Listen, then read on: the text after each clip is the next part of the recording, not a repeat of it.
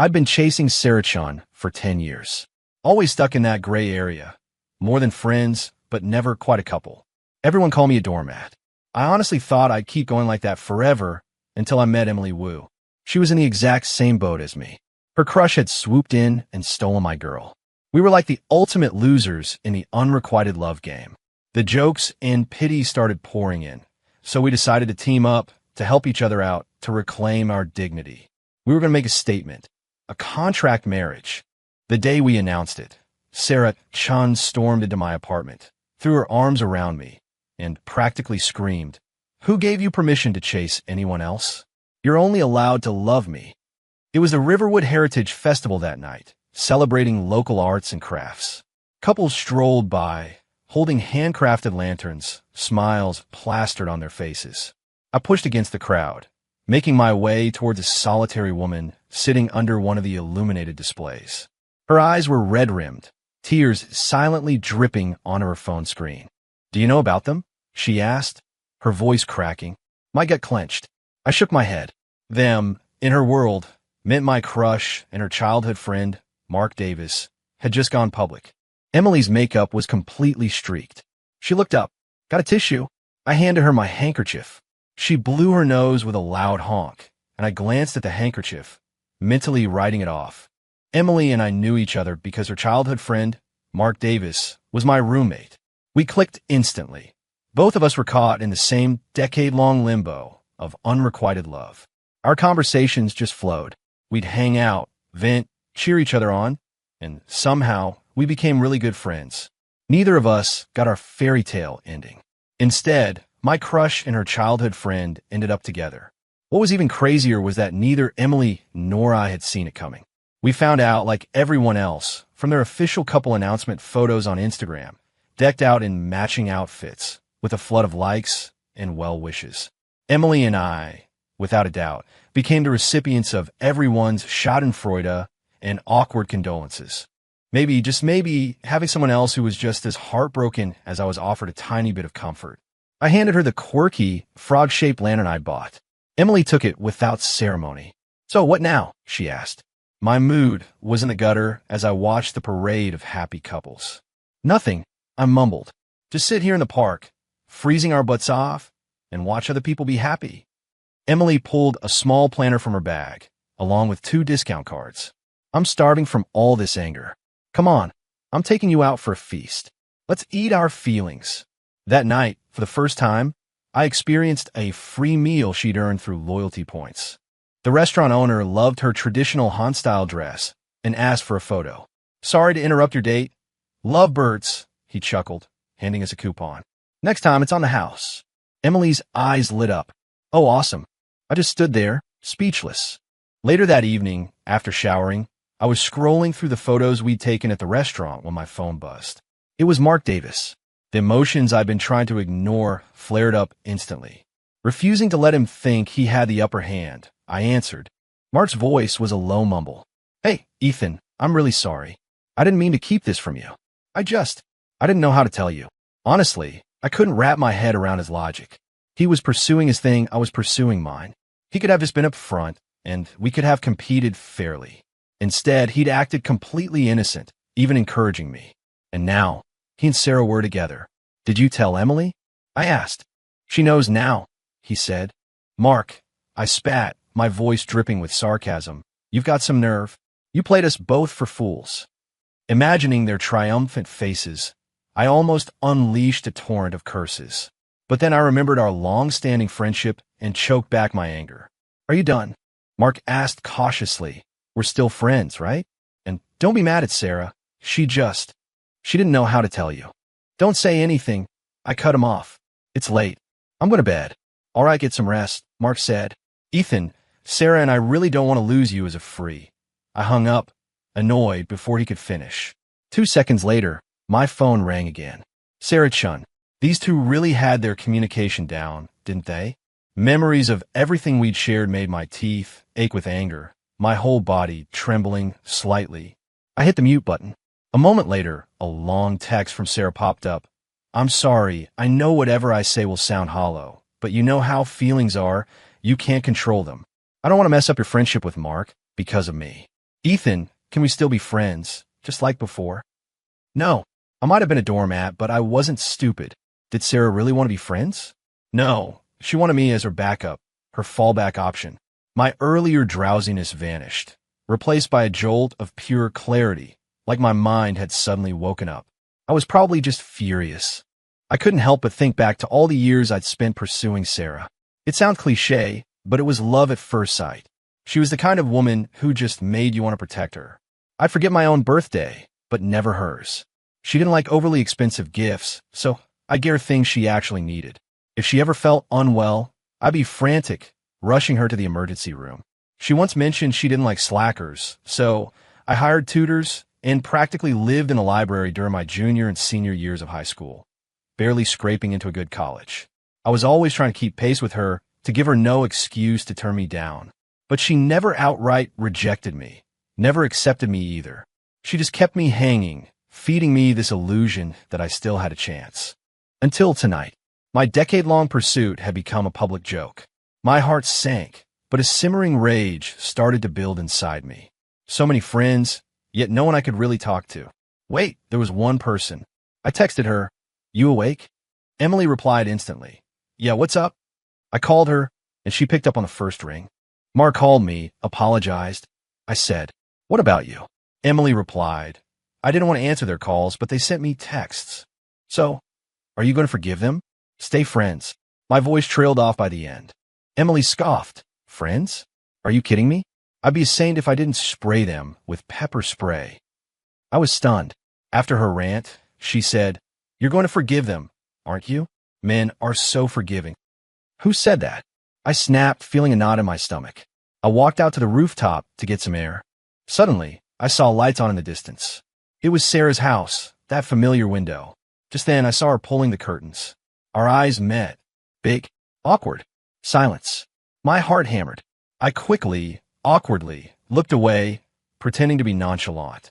Turning my back to the window, a lump formed in my throat, my eyes burned, and my voice trembled slightly. Guess who I just saw? And what I did? "Don't make me guess," Emily said. I saw Sarah Chun. I forced a self-deprecating laugh. I actually looked away, avoiding her gaze. Why do I feel like I don't have the guts to face her? Why does this feel so demeaning? That feeling like something you couldn't spit out, but couldn't swallow either. It was humiliation, pure and simple. Utterly humiliating. From middle school, through high school, college, and now into my career, the longest commitment I'd ever made was chasing her. To be closer, I even rented an apartment near her house after I moved out on my own. And now, I didn't get the girl, but I effectively paved the way for someone else. How could I not feel humiliated? Emily sighed softly. I get it. Nobody gets it more than I do. The world isn't kind to doormats. What? What do we do? The knot in my stomach wouldn't go away. 10 years. How many 10-year spans do you get in a lifetime? I thought back to a cocky thing I'd said to Sarah in my youth. Besides me, who else could you possibly choose? Now, Emily was silent for a long time. Then she gritted her teeth. We could go totally wild, a fake marriage. I froze. What did you say? Marriage. Come on, focus, she insisted. A fake marriage? Is that even a thing? Yeah, Emily explained. It's like beyond dating, but not quite married yet. We'd be actively planning a wedding, make a huge splash on social media, and totally get our payback. Could that actually work? I asked. Won't people see right through it? Emily countered. We'll just say that as we planned the wedding, we realized we had irreconcilable differences and decided to stay friends. It's a perfect plan, gives us an out either way. It sounded absolutely insane, but why did a part of me actually like it? The main goal, get our pride back. Did we, the doormats, deserve to be walked all over? No, it was time for a doormat uprising. I scrolled through the sympathy text from friends, which felt more like thinly veiled amusement. Emily let out a low chuckle. Afraid I'll ruin your reputation? No way. If you're not scared, why should I be? Deal. And just like that, we had a pact. Other people might pretend to be in a fake relationship, but our revenge was next level, a fake marriage. The next evening, I met her after work to finalize the plan. Emily was part of the Riverwood Historical Attire Society, which was putting on a heritage fashion show. She pulled out her designs for a traditional Chinese bride and groom outfit. This ceremony needs a real couple, she explained. We'll do it. A full, traditional wedding ceremony. I stared at the magnificent designs. We're really going all out, huh? Emily sat next to me, her eyes crinkling in a smile. Scared? I've always wanted a traditional Chinese wedding someday. It's grand and beautiful. This is like a dress rehearsal. All right, let's do it, I said, looking at the vibrant red fabric and nodding my agreement. What's this about a wedding? A traditional wedding.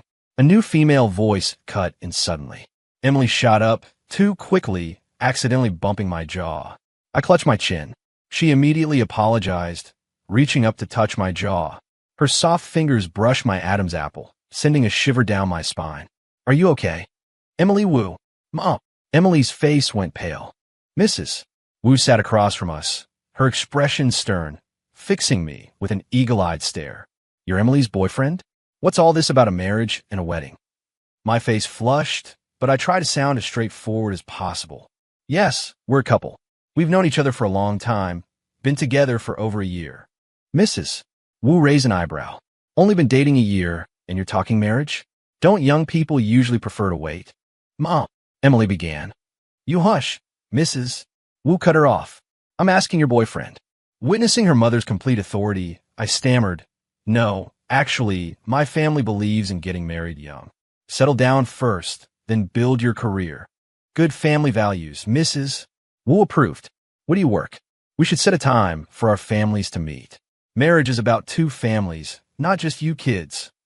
Emily started to panic. Mom, it's not that fast. Not fast. You're already designing wedding clothes. I should be supportive and encourage you to get married young. Emily and I exchanged wide-eyed glances. I could only grit my teeth and exchange contact information with Mrs. Wu, promising to arrange a family meeting soon. After respectfully seeing her off, Emily's mouth twitched. You're not actually going to arrange a parent meeting, are you? Should we hire actors? I suggested.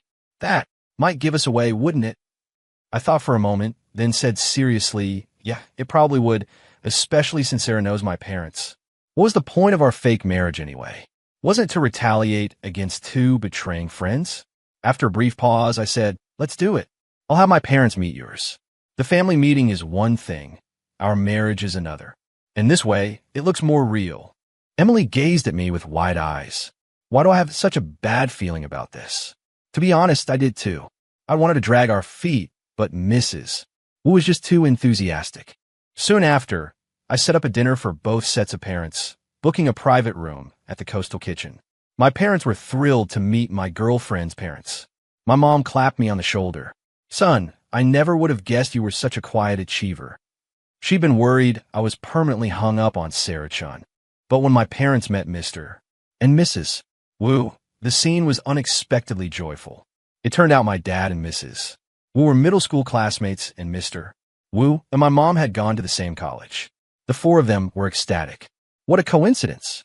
It's fate, like we were meant to be family.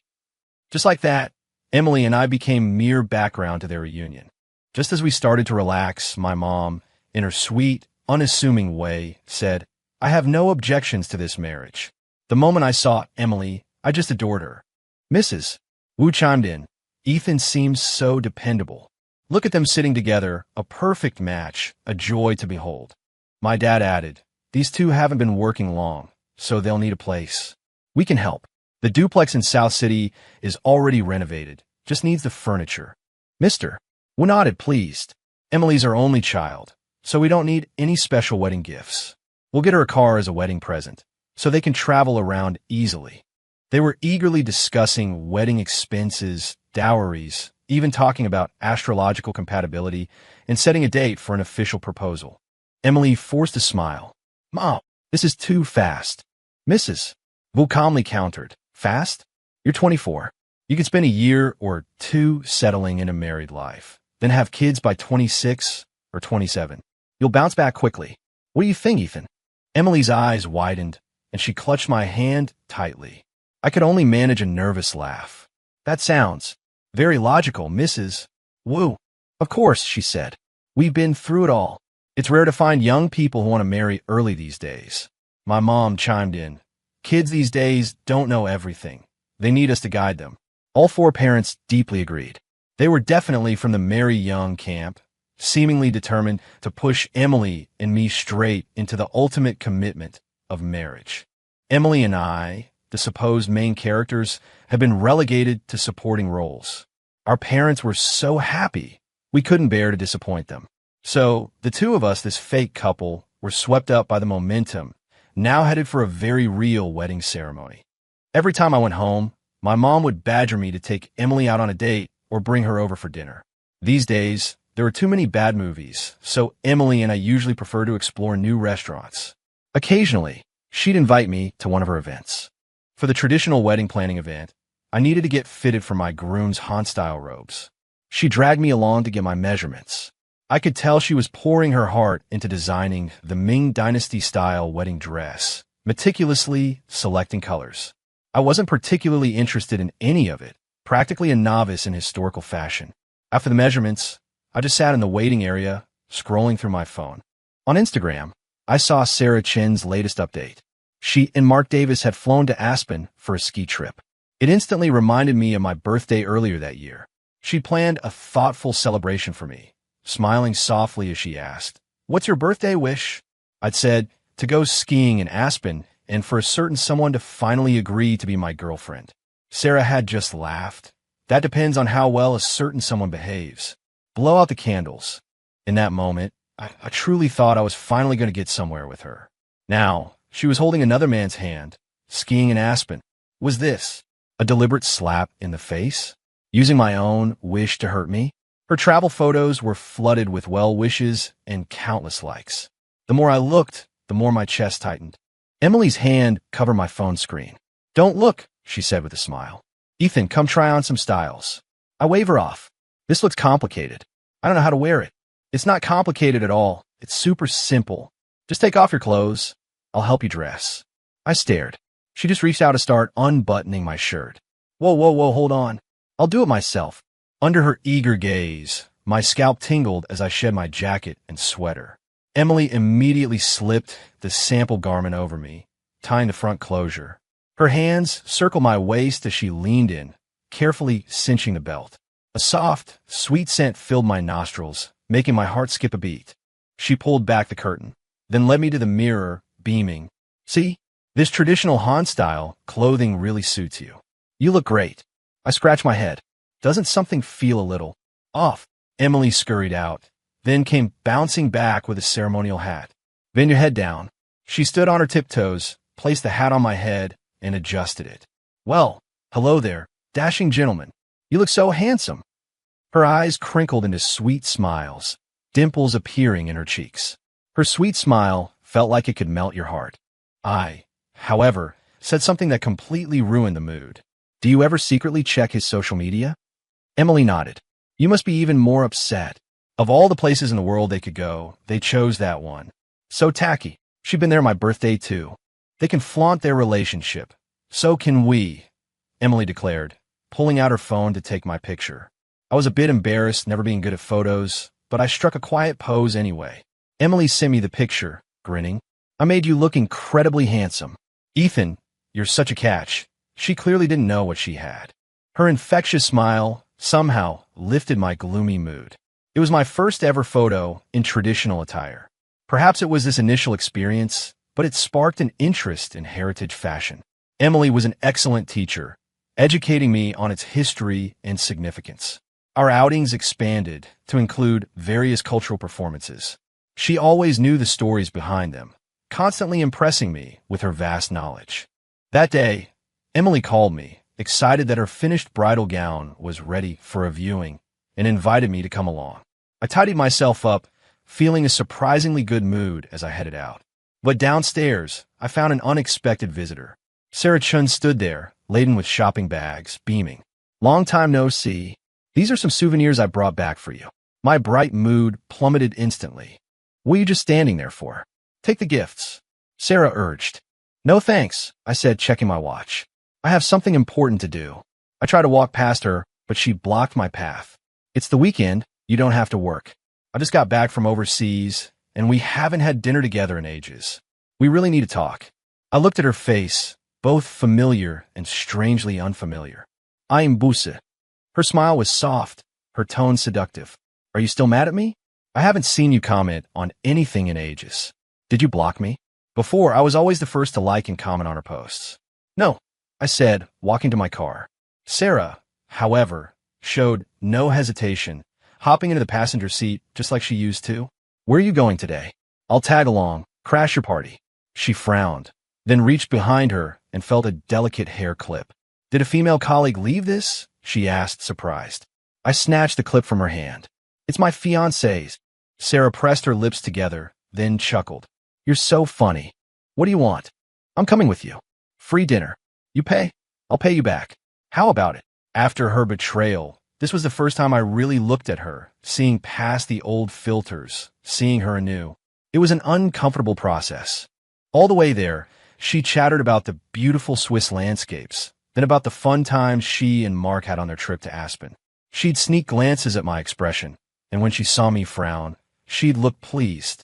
She seemed delighted to find any sign of annoyance on my face.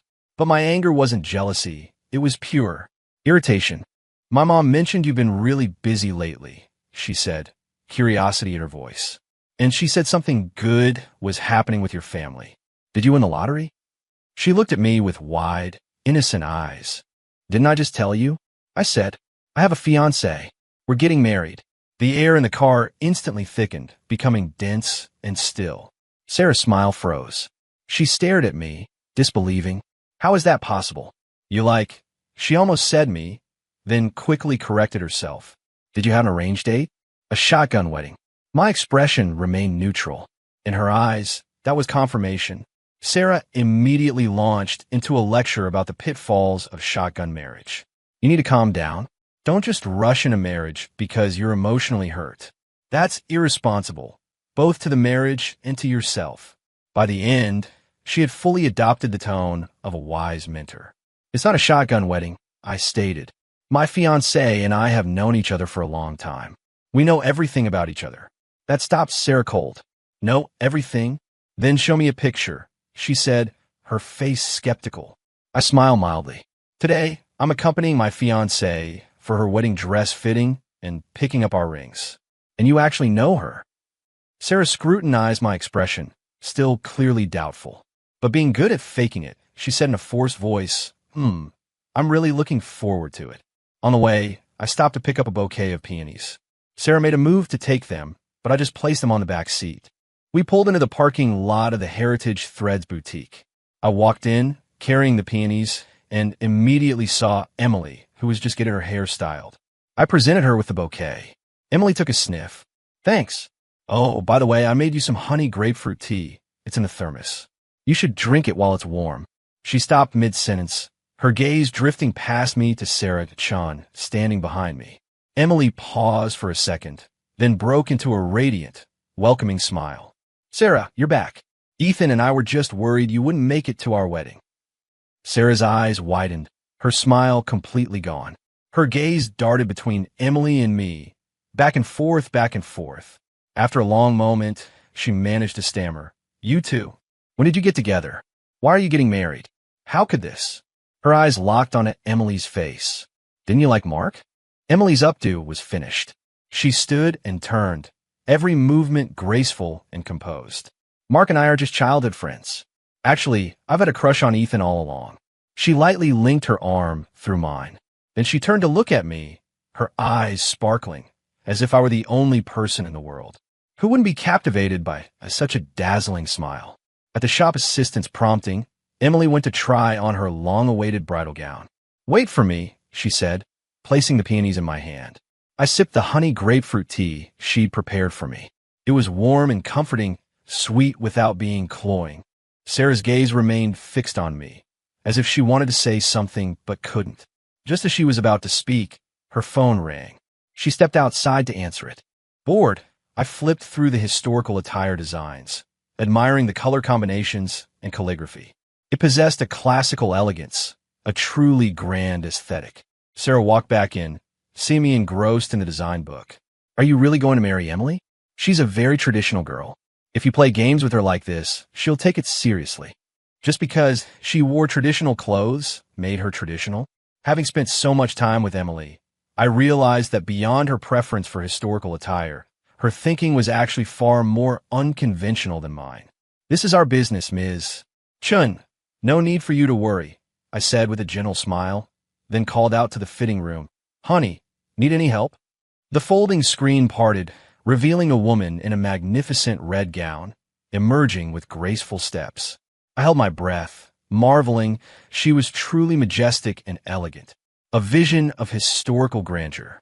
The shop assistant pulled out her phone, laughing. "Groom, what are you standing there for? Go give her the flowers. I'll record a video for you both. It'll look great on social media." I belatedly walked over to her, suddenly feeling that my carefully chosen outfit was far too shabby, unworthy of my bride. Just then, I noticed another familiar figure standing at the doorway. Mark Davis was also staring intently at my fiancée. So, I subtly shifted, blocking his view, and intimately put my arm around her shoulder. Emily started to pull away, but I whispered in her ear, "He's here." Emily's body stiffened slightly, and her ears turned bright red. Her cheeks were flushed, even prettier than blush. Watching her, I couldn't help but feel like I was flirting with her. "Ethan Miller." Mark Davis's voice boomed. "Emily, what is going on?" Without waiting for an answer, Mark's gaze turned sharp and accusatory. "How can you joke about marriage? Do you even love Ethan? Don't be so reckless. Think about your parents." Hearing that, I was not amused. So, they were allowed to play with fire, but Emily and I couldn't even light a match? They'd kept their secret relationship from us, and now they were here, giving us hypocritical moral lectures. I chuckled softly. "Mark, you don't need to worry about Emily's affairs. Both our parents have met. The wedding date and venue are booked. It's a proper marriage, not a game.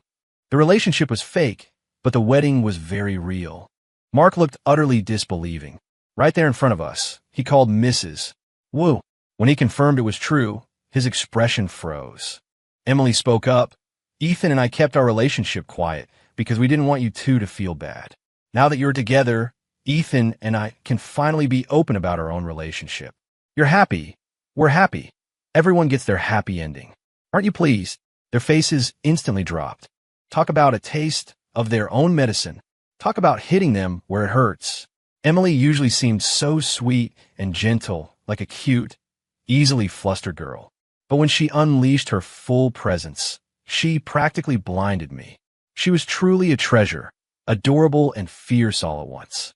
With the enthusiastic help of the shop assistant, Emily and I filmed a short video. My outfit felt a bit lacking, so the assistant suggested we take a fun, quirky announcement photo, mimicking a classic rom-com movie poster. The photo turned out great. After we uploaded it to Instagram, it caused a massive stir. Then, Emily's and my phone started blowing up with notifications. Mark Davis and Sarah Chun, meanwhile, stood frozen, completely at a loss. It wasn't until Emily emerged from the changing room in her regular clothes that Sarah and Mark had managed to compose themselves. Sarah stepped forward, reaching to link arms with Emily, a forced smile on her face. "Your wedding is a huge deal. Where is it? Have you picked out bridesmaids?" Emily subtly sidestepped her, instead linking her arm through mine. "We're planning a traditional heritage wedding," she said, smiling. "The whole ceremony is already planned out, and we won't be needing bridesmaids." With that, Emily looked up at me. "Come on, honey, we need to go pick up our rings." "Ethan, Emily." Sarah Chun and Mark Davis simultaneously called out our names. A perfectly coordinated plea. I took Emily's hand, and we walked out without looking back, leaving the bewildered couple standing there, utterly flustered. Once we were in the car, Emily held out her hand. I high-fived her without a word. Emily grinned. "How's that for the doormat's revenge, huh? Feels good, doesn't it?" The knot of anger that had been tight in my stomach finally unraveled, and I burst out laughing. It felt amazing, absolutely incredible. It was time to pick up the rings. She hesitated. "Are the rings going to be expensive?" "They're essential for the wedding," I said. "All right, then we'll split the cost," she decided. The rings were simple bands. We confirmed the sizes. The jeweler was so taken by Emily's traditional winter attire that he even gave us a discount. After taking care of business, we updated our parents on the situation. We decided to go to our usual spot for dinner. No point letting those loyalty points go to waste. During dinner, my phone rang. It was Sarah Chun. I declined the call and put my phone on silent. Emily raised an eyebrow. A mischievous smile playing on her lips. You could answer. Maybe she regrets it and wants you back. No way, I said. What about you? What if Mark regrets it and tries to get you back? Emily shrugged. If our being together makes them regret anything, then their feelings were pretty cheap to begin with. Couldn't agree more, I said. After dropping Emily off, I drove back to my apartment. To my surprise, I found an unwelcome guest. Mark Davis stood there, holding a six-pack, his gaze heavy. We need to talk. There's nothing for you and I to talk about, I said, my good mood for the day suddenly turning sour. Mark's voice, sharp and accusatory, came from behind me. Ethan, you can't be so underhanded. This is between you and me. You shouldn't drag Emily into it. I actually laughed, a sarcastic bark. Mark, I treated you like a brother. Are you treating me like a scoundrel? When you and Sarah got together, I offer my congratulations. Can't you just extend the same courtesy to Emily and me? Ethan Miller, Mark yelled, cutting me off. I know exactly what kind of girl Emily is. She doesn't like a flippant rich kid like you. And everyone knows you were head over heels for Sarah. Who is Emily in love with? Now you're saying you're together? Everyone knows what's really going on. If you two genuinely loved each other, I'd bless your union. But you don't. You're just trying to get back at Sarah and me. You're a man. You might not care about your reputation, but Emily is different. His accusations grew louder and louder, each one a neatly packaged argument. The problem was he knew perfectly well that Emily had pursued him for years, and I had never been shy about showing my affection for Sarah. But what had they done? Now that Emily and I were getting married, they'd all turned into self-proclaimed psychologists, pointing fingers at us. Mr. Davis, I said, Emily and I fully support your relationship with Ms. Chun.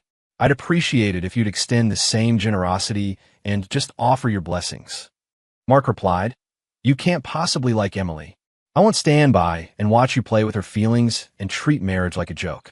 Is it that I can't possibly like Emily, or is it that you can't bear to let her go? I took a step closer, staring coldly at his face. Mark, are you trying to play both sides here? Mark's face instantly changed. Before he could speak, I continued, Emily is a wonderful girl, and I'm grateful to you for introducing me to her. I developed feelings for her, and with every interaction, I like her more and more. My relationship with her is serious, and our marriage will be too. It's not a game. As for getting revenge on you two, you're not even worth the effort. With that, I turned to go inside, but Mark grabbed the doorframe. I spun back, meeting his dark, furious gaze. Mark's voice was dangerously low. Ethan Miller, you can fool other people with that talk, but you can't fool me. How'd you trick her into marrying you? You were confessing your feelings to Sarah just 6 months ago, and now you're marrying Emily? If you're a man, come at me directly. What's with using a woman as a shield? He actually reached out and grabbed my collar. I won't let her marry you. Are you insane? Are you deaf? My own temper flared, and I threw a punch. The commotion alarmed the neighbors, who nervously called the police. Sarah Chun and Emily Wu arrived at the police station one after the other. Seeing our bruised faces, they each demanded to know what happened. In the end, it was ruled a mutual combat, and we were both bailed out. Emily could tell I was upset. She took my hand, saying sweetly, "Don't be mad anymore. Big sister's getting you boba tea. It's super sweet." She walked over, holding 2 hot boba teas. I took a sip. The sweetness lingered on my tongue. From her small, vintage-style purse, she pulled out an endless supply of rubbing alcohol, iodine, ointment, and bandages. She meticulously cleaned the cuts on the back of my hand. Looking down, I saw the graceful curve of her neck. My throat tightened, my eyes darted, and I mumbled, "Are we still going through with this wedding? You want to back out?" Emily jumped up, flustered. The whole traditional wedding ceremony is all planned. I looked at her. Do you just want a guy to play pretend with you in a traditional wedding ceremony? You promised, she protested. Our parents don't see it that way. They think we're actually getting married. Emily chewed on her straw, her face conflicted. I suggested the fake marriage, but I never thought it would involve our parents. An idea sparked in my mind. What about me? I asked. Emily looked at me, confused. The wedding ceremony is in full swing. The rings are ready. Why don't we just get married for real? For real, she echoed. Yeah, I think we get along really well. How about we try it for a year, see how it goes? And if it doesn't work out, then divorce? Come on, I chuckled. Can't you be a little more optimistic about our future? I looked at her thoughtful face, her features growing more beautiful the longer I looked. I'm not a stunning beauty like Sarah. Are you sure? Before I could argue, she continued, and you're not exactly the quiet, brooding type I usually go for, so I guess we're even. I felt like I'd been shot in the knee. Defeated. Emily thought about it all the way home, saying she'd give me her answer tomorrow. I knew that was a good sign, so I walked her right to her front door. My in-laws enthusiastically invited me in. I ended up leaving with a bag full of homemade treats, humming a tune as I arrived at my apartment. That's when I saw someone hunched outside my door. She looked up, revealing a tear-streaked face. "Ethan," she whimpered. "Have you been drinking?" I asked, smelling alcohol in the air. "Just a little," Sarah Chin swayed as she stood up. The next second, she nearly toppled over. As I reached out, I hesitated. Should I even help her? "You hesitated?" Sarah said, looking at my hand. "You really have moved on? You like Emily?" "You're drunk," I said. "I'll call your boyfriend for you." I pulled out my phone, but she slapped it out of my hand. It hit the ground, and her high heels stomped on it. Sarah tossed her hair, yelling drunkenly, "Don't call him. Don't you dare." I pushed her away, trying to save my phone. It was dead. Sarah collapsed onto the floor, sobbing hysterically. "You pushed me. You actually pushed me for some stranger." Then she just slumped there, motionless. I swear, I was losing my mind. It was freezing cold. I couldn't just leave her on the floor. I practically heaved her onto the sofa and grabbed my tablet to text Mark. Of course, he didn't reply, so I called Emily instead. The moment she answered, Sarah, who had been passed out on the couch, suddenly let out a slurred, seductive voice. "Ethan, the water in the bathroom isn't hot." I stared at her, utterly shocked. Sarah was sitting on the sofa, her clothes disheveled. On the video call, Emily's expression instantly turned grim. "Honey, please come save me," I said, feeling inexplicably guilty and terrified. Sarah then went full berserker rage, clearing the coffee table like a tornado, sweeping away fruits, flowers, and vases. She stumbled and charged at me. Seeing this, my mind went blank, and I frantically begged Emily to call the police. "Ethan Miller, you love me. How can you marry another woman?" Sarah shrieked furiously. "Of all people, you picked Emily Wu? She's not normal. What kind of garbage was that?" "You're the one who's not normal," I retorted. Sarah scoffed. "What normal person walks around every day in period costumes? It's a new era." Her head is full of antiquated nonsense. "How is that normal? You must be out of your mind to like a woman like that. What's wrong with traditional clothes?" I shot back. Everyone has the right to dress how they want. Besides, she wears modernized traditional outfits that are elegant, beautiful, and unique. They have way more class than your designer labels. You must be sick in the head to think that antiquated stuff looks good. I snapped. Wearing traditional clothes makes her antiquated? I think your brain is the one stuck in the past. She loves wearing them, and I love seeing her in them. If you don't like it, that's your problem. Don't come at me with that victim act. It's disgusting. On the surface, Emily could be a bit clumsy and excitable. But deep down, she was incredibly thoughtful. Spending time with her, eating and laughing, my mood felt inexplicably light, like I'd found a kindred spirit. This was something I'd never experienced with Sarah Chan. Sarah always spoke in riddles, leaving me to guess the other half. She only offered me a smile when she was feeling down and needed my help.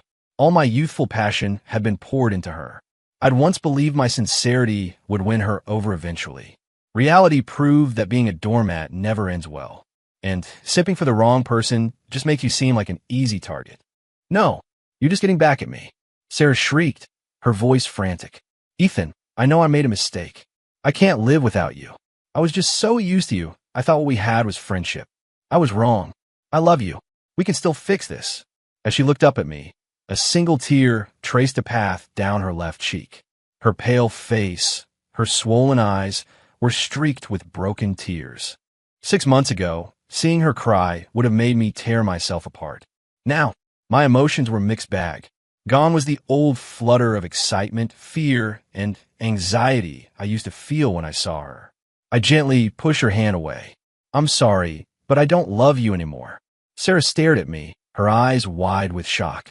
I met her gaze, feeling no ripple of emotion in my heart. The atmosphere hung heavy. A frozen standoff. Then, a slow, deliberate clap echoed through the room, breaking the silent tension. "Well done, my fiancé. Such a gentleman." Emily Wu stood in the doorway. I hadn't even heard her arrive.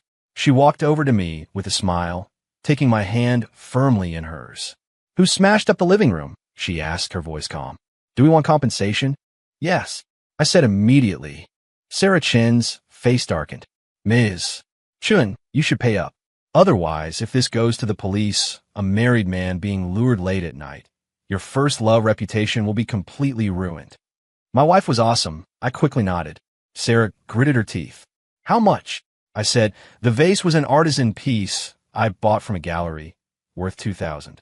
The professional-grade Bluetooth speaker on the table was another $2,000. Plus odds and ends, about $8,000 total. $8,000? Why don't you just rob me? Sarah couldn't keep up her arrogant facade anymore. Emily said, "Considering your past friendship, we'll give you a discount. How about $6,800? It's a lucky number." Sarah's beautiful face twisted in fury, and she glared at me. I ducked behind Emily. "Honey, she's glaring at me." "Don't worry, I've got you back." Emily stood with her hands on her hips, a formidable presence.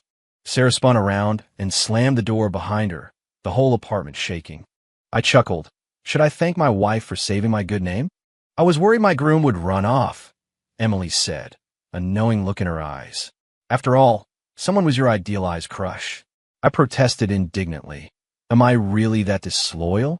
Honestly, our revolutionary friendship, built on a mountain of glorious lies, is beyond question. Emily pulled a spare phone from her bag and handed it to me for emergencies. Then, she helped me tidy up the living room. She noticed the bags in my study. "Are you moving?" "We're getting married next week. I need to go decorate our wedding home. You've been busy with the wedding details, so setting up the house should be my job." Emily stopped what she was doing, her expression complex. "What's with that look?" I asked. "We're getting married. You're not planning on us living separately, are you?" "My parents would kill me." Emily hesitated for a moment, then asked, "She regrets it. Didn't that make your heart flutter at all?" I met her gaze directly. "If Mark said he regretted it and came back for you, would you abandon our magnificent revolutionary friendship?" Emily's expression shifted subtly. "He tried to contact you, didn't he?" I said, stating it as a fact. "Do you have your ID?" Emily asked cautiously. "Why?" "When the sun comes up, we're going to the courthouse to get legally married." Emily looked surprised. I said, "We've come this far. There's no turning back for us. Even though our beginning was a lie, if we put our hearts into it, it can become real. It might sound a little messed up, but after spending this time together, I've developed real feelings for you. Have you for me?" We'd been on countless dates, planned a traditional wedding together, occasionally visited each other's homes, getting to know each other inside and out. It was time we talked honestly about our future.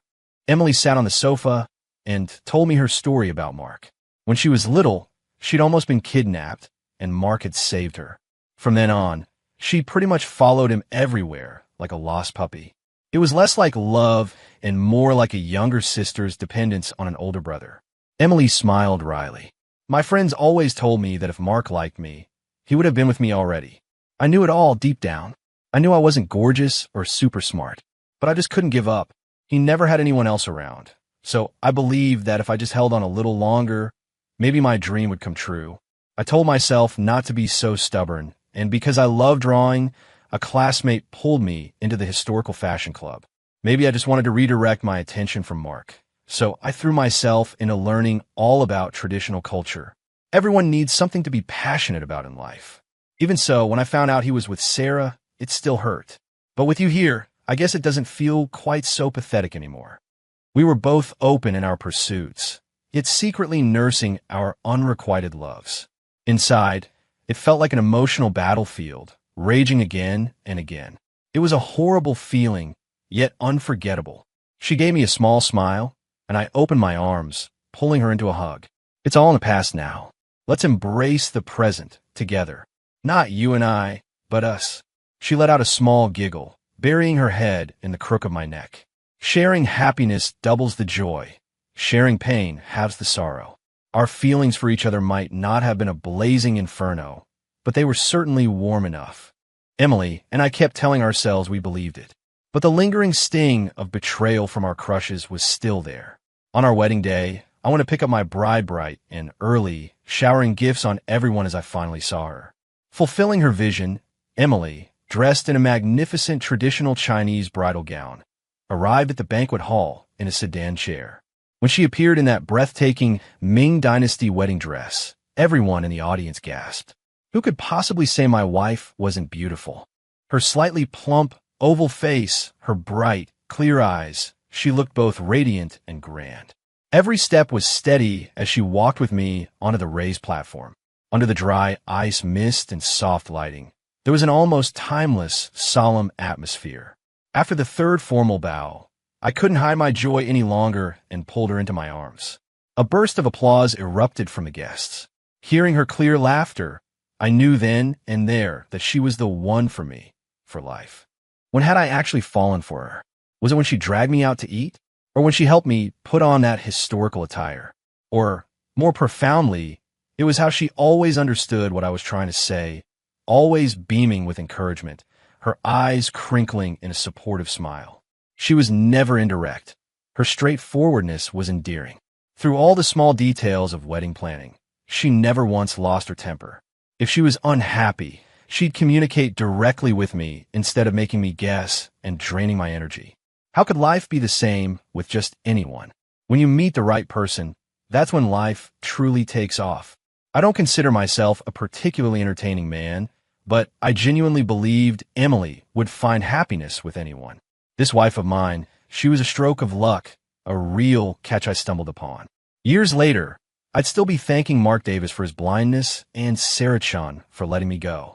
After marrying Emily, not much changed in our day-to-day lives.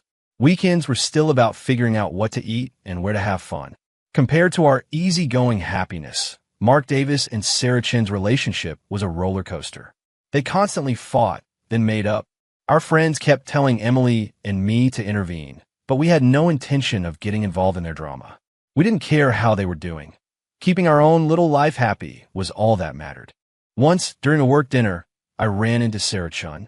After the meal, she stopped me, wanted to talk. She pulled a wedding invitation from her bag.